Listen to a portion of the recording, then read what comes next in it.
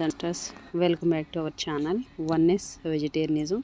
నా పేరు స్వప్నేశ్వరి. ముందుగా మనందరి గురువు అయిన డాక్టర్ బ్రహ్మర్షి పితామహ పత్రి సారికి నా యొక్క అనంతకోటి ఆత్మ ప్రణామాలు. సత్యలోకవాసులకి, దివ్యలోకవాసులకి, మహాకరణలోకవాసులకి, నక్షత్రలోకవాసులకి, ఏంజల్స్కి, మహావతార్ బాబాజీకి, బుద్ధ భగవానుడికి, రామ్తా మాస్టర్కి, మహా ఉపాధ్యాయుడు, మాస్టర్ టీచర్, ఇమోటల్ గురువు అయిన తండ్రికి నా యొక్క అనంతకోటి ఆత్మ ప్రణామాలు. నా యొక్క అనంత కోటి ఆత్మ ప్రణామాలు. సదానంద యోగి మహారాజ్కి, మైకేల్ బాబాయికి, యూనివర్స్ నా కోసమై పంపిన తల్లి నితిక ఏంజల్ తల్లికి నా యొక్క అనంత కోటి ఆత్మ ప్రణామాలు. Thank you. నా స్వయానికి, నాకు జన్మనిచ్చిన నా తల్లిదండ్రులకి, ఈ వర్తమాన క్షణానికి అందరికీ థ్యాంక్ యూ సో మచ్. మరి రోజులాగా ఈరోజు కూడా మరింత జ్ఞానాన్ని, విజ్ఞానాన్ని షేర్ చేయడానికి శాంత మేడంకి వెల్కమ్ చేసుకుందాం. Madam welcome to our session madam. Over to you madam. Shanta madam. Thank you madam. Thank you. మన గురువు గారు డిస్టర్బెన్స్ ఏం లేదు కదా మేడం? లేదు మేడం. ఓకే. ముందుగా మన గురువు గారు స్వర్ణమాల పత్రి మేడంకి నా ఆత్మ ప్రణామాలు, కృతజ్ఞతలు. విశ్వంలోని గురువులందరికీ కూడా మేడం మీరు కంటిన్యూ చేయండి, తీసేస్తాను.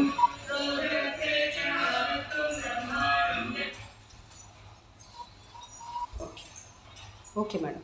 విశ్వంలోని గురువులందరికీ కూడా నా ఆత్మ ప్రణామాలు, కృతజ్ఞతలు తెలియజేసుకుంటూ oneness vegetarianism TV వ్యవస్థాపకులైన Swapneshwari madam గారికి నా అనంతకోటి ఆత్మ ప్రణామాలు, రామ్తా మాస్టర్ గారికి నా అనంతకోటి ఆత్మ ప్రణామాలు, కృతజ్ఞతలు తెలియజేసుకుంటూ నా స్వయానికి, వర్తమాన క్షణానికి, నాకు జన్మనిచ్చిన తల్లిదండ్రులకి, నాకు ఎంతగానో సహకరిస్తున్న కుటుంబ సభ్యులకు కూడా నా అనంతకోటి కృతజ్ఞతలు తెలియజేసుకుంటూ ఈరోజు హిమాలయ రహస్యాలు అనే పుస్తకంలోని పైలట్ బాబా గురించి చెప్పుకుంటున్నాము. సహకరిస్తున్న మీ అందరికీ కూడా ధన్యవాదాలు. Thank you.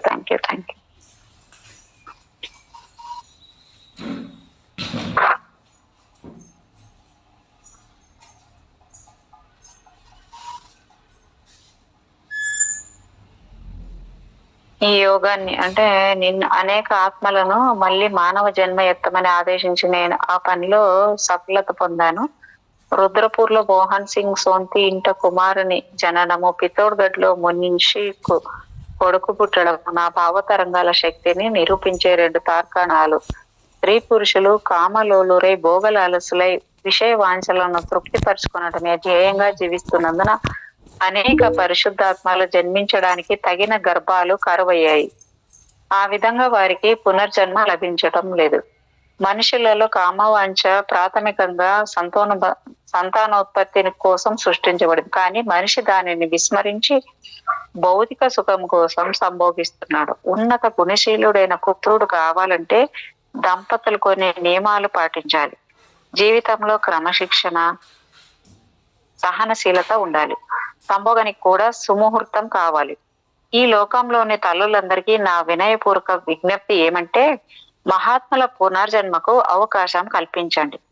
వారు ఈ లోకంలో జన్మించి దాన్ని కాపాడాలని, ఉద్ధరించాలని తహతహలాడుతున్నారు. ఇది ఎంతమందికి అర్థమవుతుంది మేడం? నిజంగా అంటే ఎంత బాగుందో సబ్జెక్ట్. యోగాన్ని అభ్యసించదలిచిన వారికి సరైన మార్గదర్శి చాలా ముఖ్యం. అలాంటి మార్గదర్శి లేకుండా ఈ రంగంలో ప్రవేశించకూడదని సాధకులకు నా సూచన. ఆధ్యాత్మిక రంగంలో అనేక ప్రమాదాలు ఎదురవుతుంటాయి కాబట్టి తగిన గురువు తప్పనిసరిగా ఉండాలి. లేనట్లయితే భౌతికంగా, మానసికంగా తీవ్ర హాని జరగవచ్చు. యోగి నిశ్చేతనమైన శరీరంలో ప్రాణం పోసి తాను కోరినప్పుడు అందులో ప్రవేశించగలడు. ప్రాణమిచ్చే ప్రకాశము ఆత్మజ్యోతి నుంచే వస్తున్నది.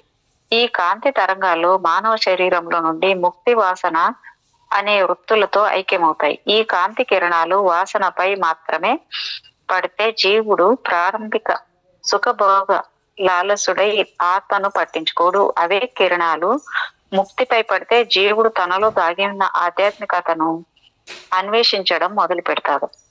అదే చివరికి అతనికి ముక్తిని ప్రసాదిస్తుంది. బోధితత్వ జ్ఞానము సమాధి స్థితికి తీసుకుని వెళుతుంది.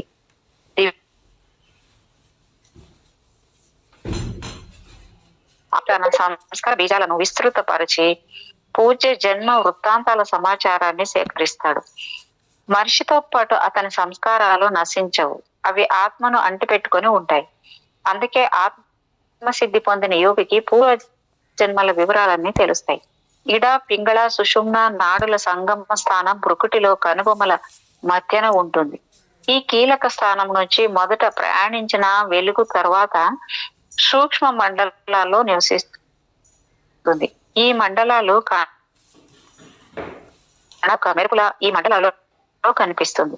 ఈ వెలుగు పిండంపై పడగానే యోగికి తన పూర్వ జన్మల జ్ఞానం కలుగుతుంది. మనస్సు, బుద్ధి ద్వారా పాత జ్ఞాపకాలన్నీ పునరుద్భవిస్తాయి. అప్పటి నుంచి ప్రబుద్ధాత్ముడైన యోగి తన సంకల్ప శక్తితో ఆ కాంతిని తన అధీనంలో పెట్టుకొనగలడు. భౌతిక సూక్ష్మ క్రియలన్నింటినీ మనస్సు, బుద్ధి, చిత్తము, అహంకారంతో కూడిన అంతరంగము ద్వారా పర్యవేక్షించగలడు. యోగి సూక్ష్మ క్రియలను ఒక్కొక్క దానిని అదుపు చేయడం ప్రారంభించినప్పుడు స్థూలానికి సూక్ష్మానికి భేదం వేయబడుతుంది. పైగా యోగి యొక్క భావ తరంగాలు సూక్ష్మ తలంపై పడినప్పుడు సూక్ష్మం తన విరాట్ రూపాన్ని ప్రదర్శించి దాని ద్వారాలను అతని కోసం తెరుస్తుంది. అప్పుడు యోగి తన భావ తరంగాలను అనంత కోటి బ్రహ్మాండాలలో ఎక్కడికైనా ప్రసారం చేసి వాటిని నిశితంగా పరీక్షించగలడు. అదే విధంగా భూగోళ రహస్యాలను కూడా తెలుసుకోగలడు. భూగర్భంలో దాగి ఉన్న లోహాలను సులభంగా గుర్తించగలడు. వేగాన్ని యొక్క ప్రకంపనాల సాయంతో కొలవగలడు. అతి సూక్ష్మ నాడులలో ప్రాణ స్పందనను పరికించగలడు. ఇడ, పింగళ, సుషుమ్న అతనికి కనిపిస్తాయి. ఆకాశ గమనం చేసే దేవీ దేవతలందరూ అతనికి ఏమాత్రం అగోచరం కాదు. గాలిలో సంచరించే సకల జీవులను అతను దర్శించగలడు. ఈ ప్రకంపనలు చిత్తహంకారాల మండలంపై పడినప్పుడు త్రిగుణాల రహస్యం బట్టబయలు అవుతుంది. అవే బుద్ధి నక్షత్రాన్ని స్పర్శించినప్పుడు ప్రకృతి నియమాల సంపూర్ణ జ్ఞానం కలుగుతుంది. ఇడాతో సంపర్కం చంద్రలోక రహస్యాన్ని, పింగళతో సంయోగం సూర్యలోక రహస్యాల్ని వెల్లడిస్తుంది. సుషుమ్నాతో కలిసినప్పుడు బ్రహ్మాండము, దానిలోని అనంత రహస్యాలు అవగతం అవుతాయి. శక్తివంతమైన ఈ కాంతి తరంగాలు మాధ్యమంగా చేసుకొని యోగి అద్భుతాలను ముంచివేయగలడు.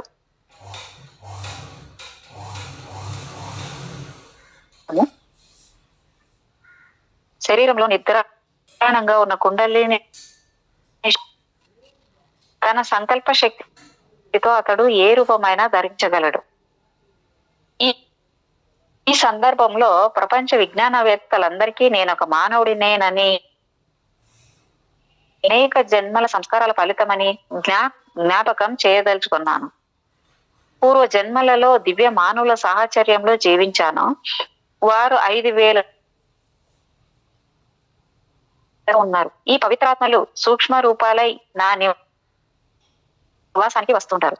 వారి ప్రకంపనలను నా చుట్టూ ప్రసారం చేస్తారు. వారి భావతరంగాలు ఈ ప్రపంచాన్ని చాలా సార్లు సర్వనాశనం కాకుండా రక్షించాయి. మధురాదాస్ బాబా, సర్వేశ్వరానంద్ జీ, మహా అవతార్ బాబా, నగీనా గిరి బాబా, కాశీనాథ్ జీ, సుందర్నాథ్ బాబా, నిఖిలేశ్వరానంద్, హరిబాబా, పరమానంద్ జీ వంటి మహాత్ములు ఇంకా అనేకులు హిమాలయాల్లో ఉన్నారు. అవతార్ బాబా, మహా అవతార్ బాబా కృష్ణ భగవానుని కాలం నాటి వారు. లోమశ ఋషి రామాయణ కాలం కంటే ముందటివాడు. ఆయన సంపూర్ణ శరీరం ఒక ఎలుగుబంటి శరీరాన్ని పోలి ఉంటుంది. ముఖం మాత్రమే మనిషిదిలా ఉంటుంది. ఆయన ఈ భూమి నాశనం కావటం, పునరుత్పత్తి చెందటం ఎన్నో మార్లు చూశాడు. నేను అవతార్ బాబా శిష్యుడైన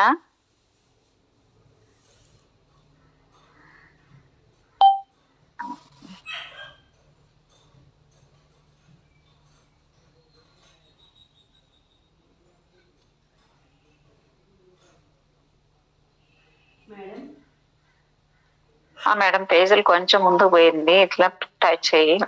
అయిపోయింది మేడం, వస్తుంది. ఆయన ఈ భూమి నాశనం కావటం, పునరుత్పత్తి చెందటం ఎన్నో మార్లు చూశాడు. నేను అవతార్ బాబా శిష్యుడైన హరిబాబా వద్ద దీక్ష తీసుకుని యోగిరాజ్ గోరఖ్నాథ్ సాన్నిధ్యంలో హిమాలయాల్లో ముస్తాంగ్ నుంచి ముక్తినాథ్ వరకు ఉన్న ప్రదేశంలో నివసిస్తున్నా. ఆ ప్రదేశం ఇప్పుడు నేపాల్లో ఒక పవిత్ర తీర్థ స్థలం అయింది. ఇప్పుడు కూడా నేను గోరఖ్నాథ్ జీ హరిబాబాల వద్దకు అప్పుడప్పుడు వెళ్ళి వస్తూ ఉంటాను. లేకుంటే వారే వచ్చి నన్ను కలుస్తూ ఉంటారు. మహా అవతార్ బాబా, సర్వేశ్వరానంద్ జీ, సుందర్నాథ్ జీలతో కూడా కలిసి మాట్లాడుతుంటాను. పరమ శ్రేష్ఠులు, మానవాతీత శక్తులు గల మహాపురుషులు అయిన మధురదాస్ బాబా బృందంలో నేను స్థానం సంపాదించుకున్నాను. మధురదాసు జీ నన్ను కఠోర పరీక్షలకు గురి చేసి యోగుడని గుర్తించిన తర్వాత నాకు మార్గదర్శనం చేశాడు. ఆయన బృందంలో 23 మంది శ్రేష్ఠ మహాపురుషులు ఉన్నారు. మేడం, ఈయన చాలా శ్రేష్ఠ గురువు అంటే చూడండి మేడం, మధురాదాస్ బాబు. అంటే ఆయన మధురాదాసు నన్ను ఎంతో కఠిన పరీక్షలు గురి చేసి యోగ్యుడని గుర్తించిన తర్వాత నాకు మార్గదర్శనం చేశాడు. ఆయన బృందంలో 23 మంది మహాశ్రేష్ఠులు, శ్రేష్ఠ మహాపురుషులు ఉన్నారంట. వాళ్ళంతా సశరీరులే. 24వ స్థానం నాకు లభించింది. కాశీనాథ్ జీ, మహావతార్ బాబా కూడా ఈ మహాపురుషుల్లోని వారే. ఆ బృందంలో 2 మాతలు శాంతి, నర్మదా ఉన్నారు. మధురదాస్ జీ అతి ప్రాచీన ఋషి. రామాయణ మహాభారత కాలాల్లో జరిగిన వాటి గురించి చర్చించేటప్పుడు ఆయన స్వయంగా చూసినట్లే చెబుతాడు. మహావతార్ బాబా మహాభారత కాలం నాటి మహాపురుషుడు. భారతంలో ఆయన కృపాచార్యుడిగా ప్రఖ్యాతి పొందినవాడు.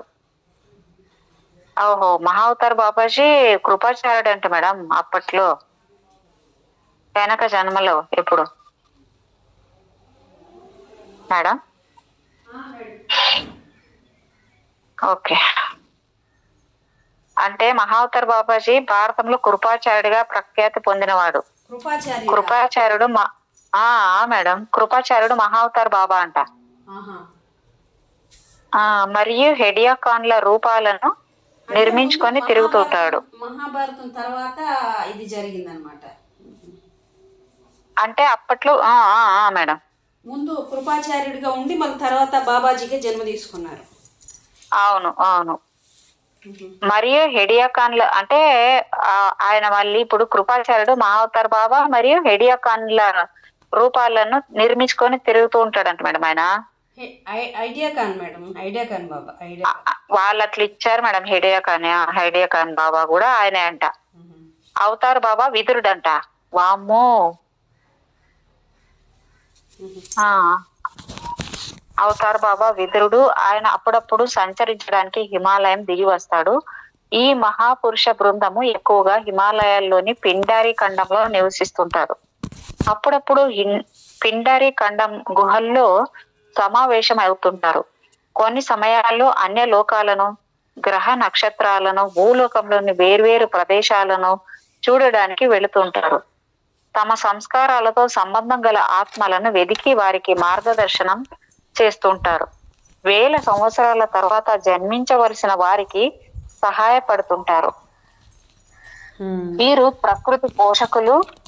వారి జీవితమంతా మానవ కళ్యాణానికి ఎల్లప్పుడూ జీవరక్ష తత్పరులై జీవిస్తుంటారు. భారతదేశంలో భిన్న భిన్న క్షేత్రాలకు సంబంధించిన వీరు హిమాలయాలను తమ నివాస భూమి చేసుకున్నారు. వారి ఒక జాతిని గురించో దేశాన్ని గురించో ఒక సమస్త మానవ ప్రపంచాన్ని గురించి చింతన చేస్తుంటారు. దేవతలు కూడా వీరి సహాయాన్ని తీసుకుంటారు. వైజ్ఞానిక పరిశోధనలలో కొత్తగా కనుగొన్నవన్నీ వారికి తెలుసు. ప్రపంచ పరిస్థితి ఎప్పుడు ఎలా మారుతున్నది తెలుసుకొని మానవ హితం కోసం తగిన మార్పులు చేస్తుంటారు. వారు సమయాన్ని తమతో తీసుకొని వెడతారు, కానీ సమయం వెంట వారు పరిగెత్తరు.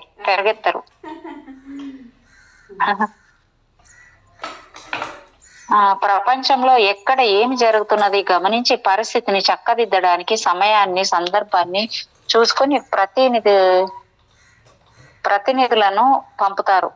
లేకుంటే ఆ పనిలో ఉన్న వారికి మార్గనిర్దేశనం చేస్తారు. నేను 2 సార్లు వారి సమావేశాల్లో పాల్గొన్నాను.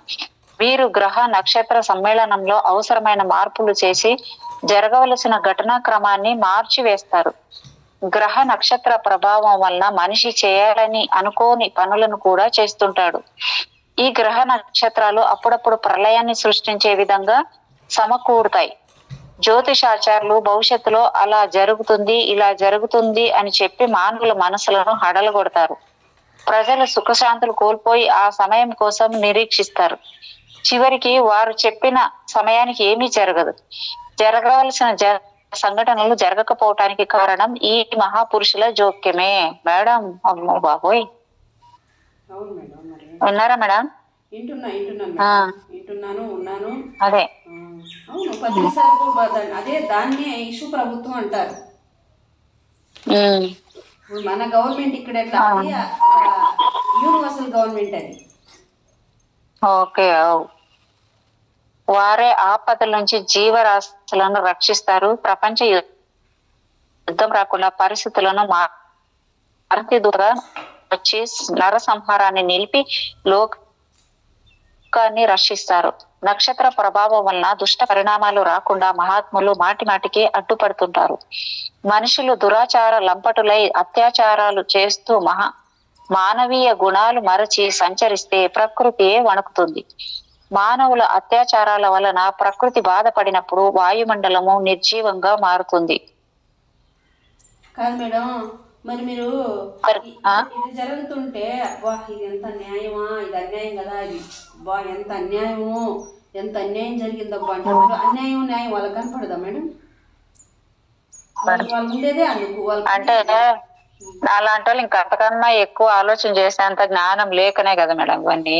వాళ్ళు ఉండేదే అందుకు. అది ఏది కరెక్ట్ గా జరగాల, ఏది జరగొద్దు, దాన్ని బ్యాలెన్స్ చేసేదానికి వాళ్ళు ఉండే పని, వాళ్ళ పని అది వాళ్ళు చేస్తారు కదా. మనకెందుకు, వాళ్ళ పని వాళ్ళు చేస్తారు, మన పని మనం. బాధపడాల్సింది దేని గురించి? మూగజీవుల గురించి బాధపడాలి మేడం. నోరు లేని మూగజీవుల గురించి. నీళ్ళు లేక అల్లాడతాయి పాపం, అవి తిండి లేక అల్లాడతాయి. నిర్జీవంగా అంటే ఇప్పుడు మానవుల అత్యాచారాల వలన ప్రకృతి బాధపడినప్పుడు వాయుమండలం నిర్జీవంగా మారుతుంది. అలా మార్పు జరగటంతో అంతరిక్షంలో ఘటనాక్రమం నిర్మాణం అవుతుంది. అప్పుడు ప్రకృతి తిరుగుబాటు చేస్తుంది. మానవుడు దానికి బలి అవుతాడు. సముద్రాలు అల్లకల్లోలం అవుతాయి. సాత్విక ఆలోచన పరంపర ఆగిపోతుంది. వాయు కాలుష్యాన్ని పోగొట్టే యజ్ఞాది క్రతువులకు సాధనాలు దుర్లభం అవుతాయి. ద్వేష భావాలు, వైర భావాలు పెచ్చుమీరి యుద్ధ చింతన అధికమవుతోంది. రామాయణ మహాభారత కాలంలో కూడా అలాగే జరిగింది. రామ రావణ యుద్ధాన్ని ఆపడానికి విభీషణాది మహనీయులు చేసిన ప్రయత్నం విఫలమైంది. పాండవ కౌరవుల మధ్య యుద్ధం జరగకుండా కృష్ణుడే ఆపలేకపోయాడు. వినాశం అంతే కదా మరి. కృష్ణుడు ఎందుకు అది జరగాలి కాబట్టి కుమ్మని చూస్తూ ఉన్నాడు కృష్ణుడు. వినాశం సృష్టించడంలో మానవుల పాత్ర అలాంటిది. రెండు ప్రపంచాలు వాటి వల్ల జరిగిన నష్టం నుంచి ప్రపంచం ఇప్పటికీ కోలుకోలేదు. మరొక యుద్ధానికి అంతరిక్షంలో సంభావన జరిగింది. దాన్ని ఆపే ప్రయత్నం ఫలించదు. ఇంకా అంతరిక్షంలో కూడా జరుగుతుందంట మేడం. జరగాలి మేడం. మరి అంతరిక్షంలో ఎందుకు జరుగుతుంది? ఈ భూమిని ఇలా చేసి తగలెడుతున్నారు కాబట్టి అక్కడ ఇక్కడ జరుగుతుంది కాబట్టి అక్కడ జరుగుతుంది. ఇక్కడ చేస్తున్నారు కాబట్టి 1983 సమీపంలో ఈ సంభావన ప్రపంచం తన వశం చేసుకుంటుంది. విశ్వానికి సంకట స్థితి ప్రారంభమవుతుంది. అలా 16 సంవత్సరాల పాటు క్లిష్ట పరిస్థితిని కొనసాగుతుంది. ఈ మధ్యలో కొందరు శ్రేష్టమైన ఆత్మలు ఏదో ఒక రూపంలో భూమి మీద అవతరించి ప్రపంచానికి శాంతి సందేశాన్ని ఇస్తారు. నేడు భారత భూమిలో సామాజిక భావము, ధర్మము, సభ్యత, సంస్కృతి విస్మరించి భౌతిక సుఖభోగాలే పరమావధిగా స్వార్థ జీవనం సాగిస్తున్నారు. ప్రాచీన ఆర్య సంస్కృతి స్థానంలో పాశ్చాత్య సంస్కృతి వచ్చి కూర్చున్నది. ధర్మానికి స్థానం లేకుండా పోయింది. రాజకీయాలే ప్రధానమైపోయాయి. రాజకీయాల్లో మర్యాద, మానవత మృగ్యమైపోయాయి. ఇదంతా హిమాలయాల్లోని మహాపురుషులకు తెలుసు. భారతదేశం మళ్ళీ పునరుజ్జీవం పొందుతుంది. విశ్వానికి ఒక మహా సందేశాన్ని ఇచ్చే శక్తిగా క్రీస్తు శకము 2000 తర్వాత అవతరిస్తుంది. యుద్ధం తూర్పున పడమరన ప్రారంభమవుతుంది. ప్రథమ చరణంలోనే టిబెట్ స్వతంత్రం అవుతుంది. కొన్ని భాగాలు వదిలివేసి భారతదేశం తన ప్రాచీన భౌగోళిక స్థితిని పొందుతుంది. చైనా, రష్యా, అమెరికాలకు, కొన్ని ముస్లిం దేశాలకు భారీ నష్టం జరుగుతుంది. చైనాలో అది ఇప్పుడు ప్రజెంట్ జరుగుతూనే ఉన్నాయి కదా మేడం. నిజంగా అదే చెప్పేది, ఇప్పుడు జరగబోయేది అప్పుడు చెప్పారు కదా మరి. చైనాలో అధిక భూభాగం పారిశ్రామిక నగరాలు నాశనమైపోతాయి. ముస్లిం దేశాలపైన యుద్ధ ప్రభావం అధికంగా పడుతుంది. యూదుల ధార్మిక అస్తిత్వం ఖాయమైపోతుంది. యుద్ధం ఆగి జరుగుతుంది. మరొకసారి బీభత్స రూపం ధరిస్తుంది. విశ్వమంతా ఆ మంటలకు ఆహుతి అవుతుంది. మానవ జాతి వినాశనానికి మనిషి ప్రయాస పడుతున్నాడు. ప్రకృతి కూడా అతడిని క్షమించదు. జపాన్ లో చాలా భాగము, అరబ్ దేశాలలో కొంత భాగము, అలాగే పనామా తీర ప్రాంతం భూగర్భంలో కలిసిపోతుంది. సముద్రాలు ఉప్పొంగి తీర ప్రాంతాలను ముంచివేస్తాయి. భూకంపాలు, అగ్నిపర్వతాలు భారీ నష్టాన్ని కలిగిస్తాయి. అందుకే మానవ వినాశంలో అందుకని ఏం చేస్తుందంటే రాబోయే రోజుల్లో గవర్నమెంట్, అంటే ఏ గవర్నమెంట్ అయినా భూమి మీద ఉండే గవర్నమెంట్లన్నీ ఏం చేస్తాయంటే అలా అయిపోయినాక అన్నీ ఎక్కడికొక్కడ నాశనం అయిపోతే అప్పుడు అన్ని ఈజాలు, పాస్పోర్ట్లు అన్నీ తీసేసి ఎక్కడ వాళ్ళు ఎక్కడికైనా వెళ్ళిపోవచ్చు ఫ్రీగా, ఎక్కడి నుంచి ఎక్కడికైనా వచ్చి బతకచ్చు. ఇంకే లేదు బ్రతకడానికి, ఇంకేడ ఉన్న దగ్గర పోయి తల దాచుకొని బతకాలి కదా. అలా చేస్తుందంట. మహావతరణ బుక్లో కూడా ఇచ్చారు మేడం. అది ఎంత ఉన్న వాళ్ళ భూభాగం మొత్తం అలా నాశనం అయిపోయి కాలిపోయి కొట్టుకుపోయి చచ్చిపోతే వాళ్ళు యాడికి పోవాలి, ఎక్కడ తల దాచుకుని అనుకుంటే అక్కడికి వెళ్ళి బతకాలి కదా పాపం వాళ్ళు.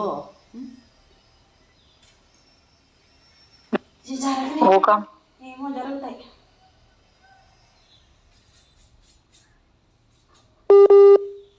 పర్వతాలు భారీ నష్టాన్ని కలిగి హిందూ కుష్ పర్వతాలలో భూకంప ప్రభావం ఉంటుంది. ఉత్తర దక్షిణ ధ్రువ ప్రాంతాల్లో భారీ పరివర్తన వస్తుంది. అక్కడ కూడా జనావాసాలు వెలుస్తాయి. చిన్న చిన్న దేశాలలో చాలా మార్పు వస్తుంది. మేడం కాదు మేడం, కొంచెం నెమ్మదిగా చెప్పండి. మధ్య మధ్యలో మనం ఫోన్ ఫాస్ట్ ఫార్వర్డింగ్ పెట్టి ఎట్లా గబగబా అటమారికి వస్తుంది. మధ్య మధ్యలో చూసి చెప్పండి. తానంతటిగా అదే ఫోను ఫాస్ట్గా వెళ్ళిపోతుంది మీరు చెప్పేది. అది అది నొక్కి పెట్టుకోలేం లేదు. దాని అంతటిగా అదే ఫాస్ట్ ఫార్వర్డ్ నొక్కినట్టు ఎట్టు వస్తుందా అటు వచ్చేస్తుంది. కొంచెం చూసి చెప్పండి మేడం. భూకంపాలు, అగ్ని పర్వతాలు భారీ నష్టాన్ని కలిగిస్తాయి. మానవ వినాశంలో వాటికి ప్రముఖ పాత్ర ఉంటుంది. ఆల్ప్స్ పర్వతాలలో, హిమాలయాలలో, హిందూ కుష్ పర్వతాలలో భూకంప ప్రభావం ఉంటుంది. ఉత్తర దక్షిణ ధ్రువ ప్రాంతాల్లో భారీ పరివర్తన వస్తుంది.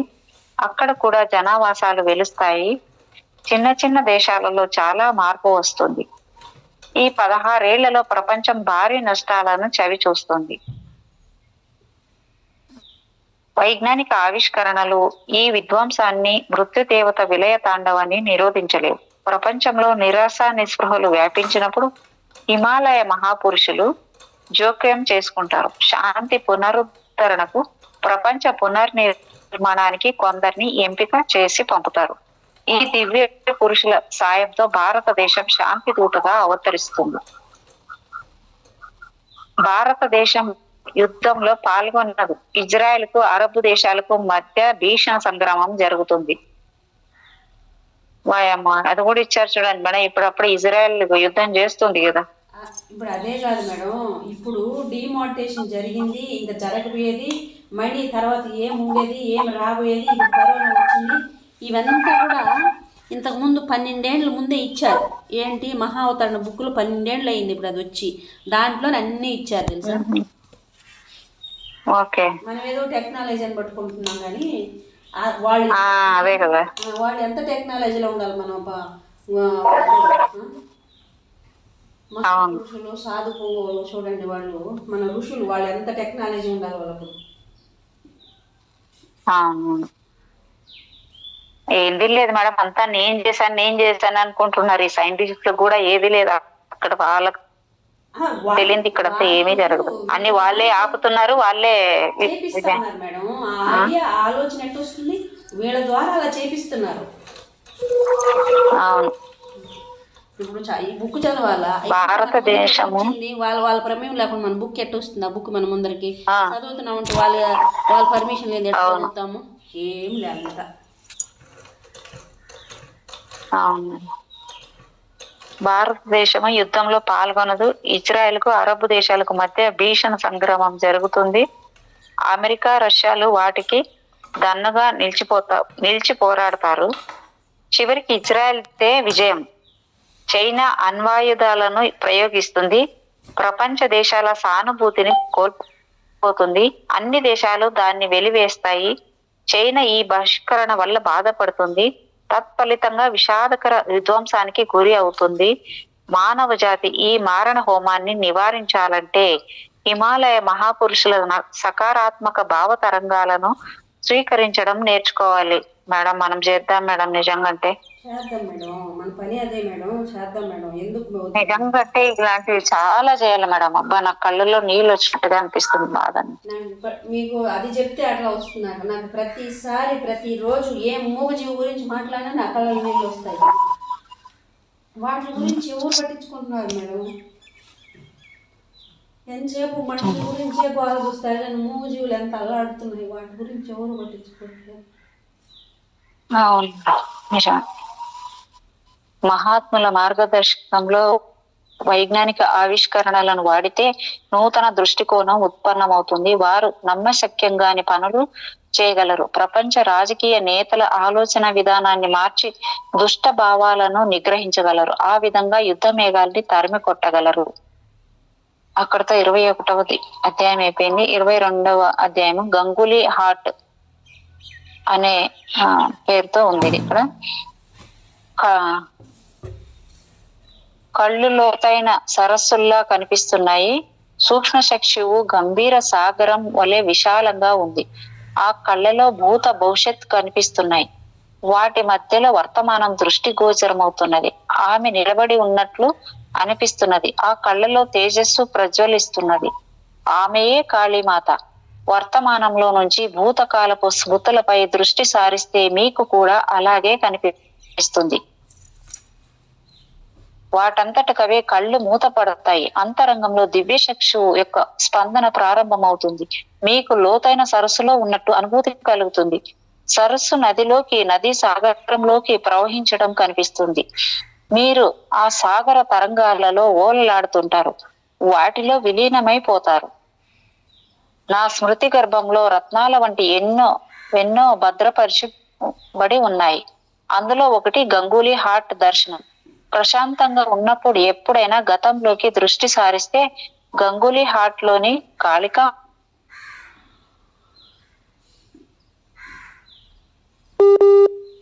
1970 మేడం మందిరానికి వెళదాము. ఇప్పుడు కూడా అలాగైతుందా మేడం? అట్లా అవుతుంది.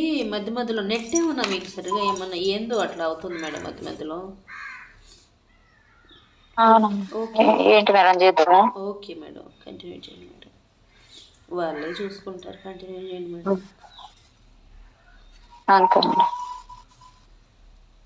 పైలట్ బాబా గారు మాకు ఇది కాకుండా అందరికీ ఇది చేరవేయాలని మీరు చూసుకోండి.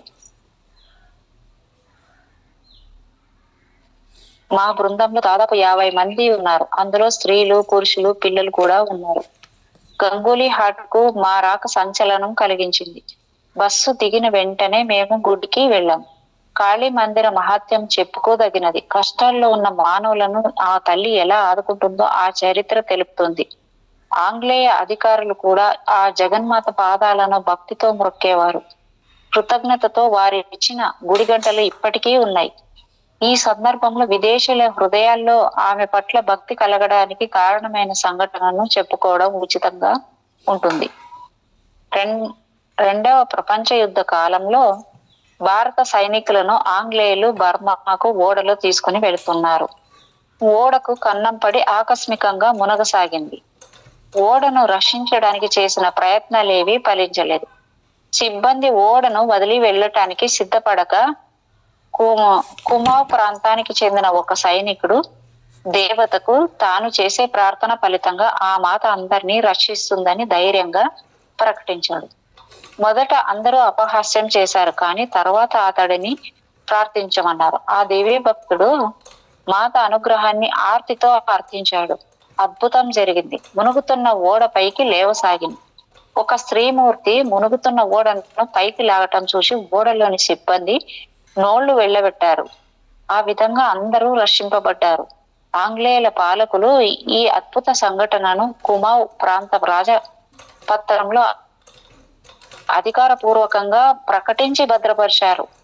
కృతజ్ఞతతో గుడి గంటలను దేవికి అర్పించిన సంగతి కూడా ఉదహరించారు. గుడి పూజారితో నేను మాట్లాడుతుండగా స్థానికులు చాలా మంది వచ్చి నా చుట్టూ మోగారు. వాళ్ళ ప్రశ్నలతో చిరాకు పడి పూజారిని ఆ పూజ ప్రారంభించమని కోరాను. అలాగైతే గొడవ తగ్గిపోతుందని భావించాను. నేను జనానికి దూరంగా ప్రశాంతమైన స్థలంలో కూర్చున్నాను. ఈ సాంప్రదాయ పూజా విధానము నాకు అలవాటు లేదు. అందువలన అక్కడే వారు కోరినా నేను అందులో పాల్గొనలేదు. నాలో ఏదో వింత అలజడి ప్రారంభమై గుడి చుట్టూ తిరగసాగాను. అకస్మాత్తుగా గుడిలో ప్రవేశించి విగ్రహం వైపు నెమ్మదిగా నడిచాను. ఏదో పూనినట్లు కొబ్బరికాయలు కొట్టడం ప్రారంభించాను. అగరవత్తులు వెలిగించి దేవిని స్తుతించాను. జనమంతా నిశ్శబ్దంగా నా వైపు ఆశ్చర్యంతో చూస్తున్నారు.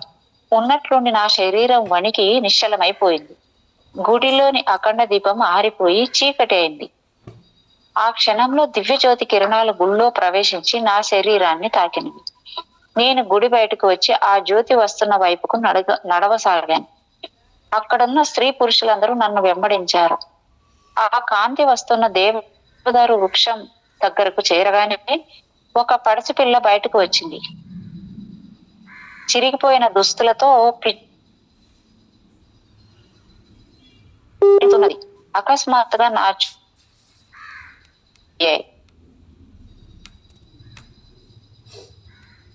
మేడం శాంత మేడం చెప్పండి మేడం. మధ్యలో ఎందుకు మేడం అట్లా బ్రేక్ అవుతుంది? మీకు వినిపిస్తుందా మేడం ఆ విధంగా? వినపడుతుంది. పడుచు పిల్ల అన్నారు కదా, అక్కడ నుంచి మేడం చెప్పండి మేడం మళ్ళీ. ఓకే. ఆ కాంతి వస్తున్న దేవదారు వృక్షం వారు దగ్గరకు చేరగానే ఒక పడుచు పిల్ల బయటకు వచ్చింది. చిరిగిపోయిన దుస్తులతో పిచ్చిదని వలె ఉన్నది. తన శరీరాన్ని కొరుక్కుంటున్నది, రాళ్ళు విసురుతున్నది. అకస్మాత్తుగా నా చూపులు ఆమె చూపులకు బందీ అయ్యాయి. నా కళ్ళు మూతపడ్డాయి. ఏదో విచిత్రమైన అనుభూతి కలిగింది. ఏదో ఆవేశం వచ్చి ఆమెను పట్టుకున్నాను. అలా పట్టుకోగానే ఆమె రూపం మారిపోయింది. కాళీమాత రూపంలో కనిపించింది. ఆమె శరీరం నుంచి వింత కాంతి ప్రకాశిస్తున్నది. ఏదో తెలియని సుగంధము వాతావరణం అంతా వ్యాపించింది. ఆమె ఒక అందమైన స్త్రీ రూపంలో ఉన్న ఆమెకున్న అనేక హస్తాలు ఆమె ప్రత్యేకతను తెలియజేస్తున్నాయి. నవ్వుతూ అందంగా ఉన్న ఆమె వదనము ఆకస్మికంగా మారిపోయి భయంకర రూపం బయటపడింది. చాలా మంది భయపడి పారిపోయారు. నేను మాత్రం నిశ్చలంగా నిలబడి మాట్లాడసాగాను. అమ్మా, నీ పూర్వ రూపం ధరించు, నేను నీ ఒడిలో ఆడుకుంటాను అని వేడుకొని ఆమె పాదాలను భక్తితో స్పర్శించబోగా ఆమె నన్ను పైకెత్తింది. భయంకర రూపాన్ని చాలించి పడుచుగా మారిపోయింది. అయితే పిచ్చి దానిలో ప్రవర్తించలేదు. నేను ఆమె చేయి పట్టుకునే ఉన్నాను. ఎన్నో ప్రశ్నలను ఆమెపై గుప్పించాను. ఆమె నా ప్రశ్నలకు నవ్వసాగింది. 1-2 సార్లు ఎంత పెద్దగా నవ్విందంటే పరిసరాలన్నీ సంగీత ధ్వనితో ప్రతిధ్వనించాయి. ఈ లోపున జగన్మాత ప్రత్యక్షమైన సంగతి దావానంలా వ్యాపించింది. అమ్మను చూడడానికి ఎక్కడెక్కడి నుంచో జనులు తండోపతండాలుగా తరలి వచ్చారు. జన సమ్మర్దం అధికం కావటంతో ఆమె నా చేతిని విడిపించుకొని వెళ్ళింది. చివరిసారిగా నవ్వి అక్కడ అంతర్ధానమైంది. నిశ్శబ్దం ఆవరించింది. ఆమెను చూచే అదృష్టం లభించని వారు తమని తాము నిందించుకున్నారు. నేను గుడికి తిరిగి రావటానికి అడుగు వేయగా జనం నా పదస్పర్శ కోసం ముందుకు వచ్చారు. నేను ఆలోచనలో మునిగిపోయాను. మనిషి యొక్క ప్రేమ, విశ్వాసము ఎంత అస్థిరమైనదో కదా అనిపించింది. జగన్మాత ప్రేమ చంచలమైనది కాదు, స్థిరమైనది, అసదృశ్యమైనది. ఇలా ఆలోచిస్తుండగా బీరా గొంతు వినిపించి నేను బాహ్య స్మృతిలోకి తిరిగి వచ్చాను. ఆమె సరదాగా మాట్లాడుతూ అక్కడున్న వారితో ఇలా అంటున్నది, చూడండి బాబాయ్ ఎలా దాచిపెడతాడో, వట్టి మోసగాడు. ఉండి ఉండి తన భావాలతో పాటు వేషాన్ని కూడా మారుస్తుంటాడు. మనలాంటి గృహస్థులకు తెలియకూడదని ఆయన ఉద్దేశం. ఆయన పద్మ, పూనం, నీమ, కుసుమల నుంచి కొబ్బరికాయలు తీసుకుని కొడుతున్నప్పుడే నాకు అర్థమైంది. అగరవత్తులు వెలిగించండి అని కిషన్ కు, జగదీష్ కు చెప్పాడు. ఆయన కళ్ళల్లో వింత కాంతి నాకు కనిపించింది. అప్పుడే నేను చెప్పాను, ఇవాళ ఆయన యోగి వేషంలో వచ్చాడంటే ఇందులో ఏదో ఉద్దేశం ఉండి ఉంటుందని. ఈ భావాలను నమ్మకూడదు. నేను ఆయన వెంట వెళ్ళి ఉండకపోతే ఆయన ఒక్కడే కాళీమాతను దర్శించేవాడు. నేను నవ్వుకుని నెమ్మదిగా బస్సు దగ్గరకు నడిచాను. మిగతా ప్రయాణికులు కూడా నా వెంట వచ్చారు. బస్సులో కూర్చున్నప్పుడు ఇదివరకటి కలుపుగోలుతనం కనిపించలేదు. నా సీటులో నన్ను ఒంటరిగా వదిలేసి అందరూ ఎడంగా కూర్చున్నారు. ఇలాంటి పరిస్థితి తరచుగా మానవ జీవితంలో ఎదురవుతుంది. అతడి కర్మలు అతడిని ఒక్కసారి వెనక్కి నెట్టి వేస్తాయి.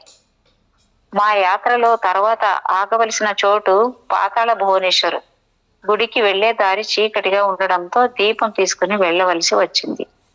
నెమ్మదిగా అతి జాగ్రత్తగా నడిచి నేను మొదటగా గుహలో ప్రవేశించాను. మిగిలిన వారంతా నన్ను అనుసరించారు.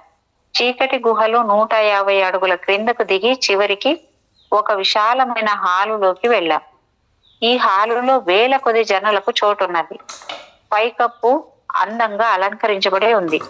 హాలు గోడలపై ఐరావతం ప్రధానంగా చిత్రించబడి ఆకర్షిస్తున్నది. హాలుకు ఎదురుగా రాతితో చెక్కిన అందమైన సింహాసనం ఉంది. శేషనాగుని పడగల్లా సింహాసనంపై గొడుగు ఉంది. హాలుకు కొంచెం దూరంలో తలక్రిందులుగా నల్ల కలువ వేలాడుతున్నది. దానిలో నుంచి సన్న నీటి దార క్రిందనున్న శివుని తలపై పడి ఏరులాగా క్రిందికి ప్రవహిస్తున్నది. శివుని విగ్రహం ప్రకృతి యొక్క కళా నైపుణ్యానికి నిదర్శనం. శివుని జూటంలాగా రాళ్లు అమర్చబడ్డాయి. ఈ హాలు నుంచి బయటకు వెళ్ళటానికి చాలా మార్గాలు ఉన్నాయి. కానీ సొరంగం చాలా పొడవునా చీకటిగా ఉన్నందున ఎవరు ఒంటరిగా వెళ్ళడానికి సాహసించకూడదు. ఎలాంటి ప్రమాదాలు జరగకుండా అందరినీ వరుసగా నా వెంట రమ్మని చెప్పాను. జాగ్రత్తగా నీళ్లలో నడిచి ఒక పెద్ద రాతి ప్రదేశానికి వెళ్ళాం. అది నీళ్ల మధ్యనే ఉన్నది. ఇంకొంచెం ముందుకు పోతే 2 నదుల సంగమం కనిపిస్తుంది. ఈ స్థలం గుహకు 300 అడుగుల క్రింద ఉన్నది. నది ఎక్కువ లోతు లేదు కాబట్టి ఎవరైనా సుఖంగానే ఇక్కడికి రావచ్చు. సంగమం మధ్యలో చాలా పొడవైన రాగి రేకు ఉంది. దాన్ని పట్టుకొని లాగడానికి పిడి కూడా ఉంది. నేను దాన్ని పైకెత్తడానికి ప్రయత్నించాను, కానీ అది కదలలేదు. దాని చుట్టూ గోడ లాంటిది ఉండి నా సమస్యను పరిష్కరించింది. నేను ఆ గోడను లాగినప్పుడు అది బయటకు వచ్చి సందు ఏర్పడింది. రాగి రేకును లేపడానికి ఆ సందు సరిపోయింది. లోపల పెద్ద శివలింగం ప్రతిష్ఠించబడి ఉంది. నేను అందరినీ పిలిచి దర్శనం చేసుకోండి అని చెప్పాను. దర్శనమైన తర్వాత మేము ముందుకు వెళ్ళాం. కొంతసేపు అలా నడిచాక రామాయణ మహాభారత కాలాల నాటి విగ్రహాలున్న చోటికి చేరాం. అక్కడున్న మెట్లు ఎక్కితే అనేక గుహలు కనిపిస్తాయి. ఎవరికి వాటిని చూడాలనే ఆసక్తి లేనందున మేము పైకి ఎక్కకుండా నీళ్లలో ముందుకు నడిచాం. క్రమంగా నది పెద్దదైంది. అందువలన తిరుగు ప్రయాణం ప్రారంభించాం. నేను రాగిరేకు వద్ద ఆగి సొరంగంలో ప్రవేశించాలనుకున్నాను. నాతో వచ్చిన వాళ్ళంతా భయపడ్డారు. నేను ఒక త్రాడును ఇంజనీరు నడుముకు కట్టి ఇద్దరము ప్రమాదకర యాత్ర ప్రారంభించాం. అలా లోనికి పోయే కొద్ది దారి ఇరుకయింది. ప్రాకి వెళ్ళవలసి వచ్చింది. అలా వెళ్ళగా కొంతసేపటికి ఒక అందమైన తోట వచ్చింది. అక్కడ స్త్రీలు పురుషులు సగం పాములు సగం మనుషులుగా ఉన్నారు. ఆ దృశ్యం చూడగానే ఇంజనీరు మూర్ఛపోయాడు. కొద్ది నిమిషాలలో వారు నా చుట్టూ చేరారు. ఆ గుంపులో కొందరు పూర్తిగా మానవాకారంలో ఉన్నారు. వారు నన్ను వెనక్కు వెళ్ళమని ప్రార్థించారు. నేను నా ప్రక్కన మూర్చిపోయిన సహచరుడిని సైగ చేసి చూపగా ఒక స్త్రీ వచ్చి అతడికి స్పృహ తెప్పించింది. ఆ సముదాయానికి నాయకుడు నాకు ఒక గరుడ పచ్చ అనే మణిని కానుకగా ఇచ్చాడు. ఆ మణి ఇప్పటికీ నా దగ్గర ఉన్నది. ఈ మర్చిపోలేని అనుభవానికి అది సాక్షి. గుహల్లో నుంచి బయటపడేసరికి అప్పుడే చీకటి పడనారంభించింది. బస్సు దగ్గరికి నడిచి వెళ్ళాం. బస్సు లోపల వీర అందరి దృష్టిని ఆకర్షించింది. ఆమె వెనుకే నిలిచిపోయినప్పటికీ గుహలో వాటన్నింటినీ చూసినట్లే అతి స్పష్టంగా చెప్పసాగింది. ఇంద్రియాతీతమైన ఆమె దూరదృష్టికి అందరూ నిర్ఘంతపోయారు. పరశురాం భార్య అయిన బీర శుద్ధ సంస్కారం గల శ్రీమూర్తి. వారు బాగేశ్వర్లో స్థిరపడ్డారు. తన పూర్వజన్మ సంఘటనలను అప్పుడప్పుడు ఉదాహరిస్తూ తన ఆధ్యాత్మిక జాగృతిని తెలియజేస్తుంది. ఈనాటి కొందరి ప్రముఖ మహాత్ములు పూర్వజన్మలో తమ కుమారులని ఆమె చెబుతుంది. బయటకు ఆమె ఇల్లు చెక్కదిద్దుకునే గృహిణి, కానీ లోపల ఆమె ఆత్మలో మునిగి ఉండే ఒక సాధ్వి. ఆమె తరచుగా నన్ను ఆట పట్టిస్తూ ఇలా అంటుంది, ఓ యోగి, నీ రహస్యాన్ని ఎవరూ తెలుసుకోలేరు అని.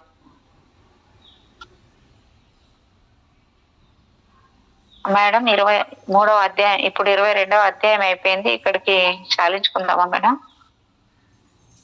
సరే madam. Okay madam. Thank you madam. Thank you madam. Thank you so much madam. మీకు నా యొక్క హృదయపూర్వకమైన కృతజ్ఞతలు. Thank you so much madam. చాలా బాగుంది మేడం. చాలా అంటే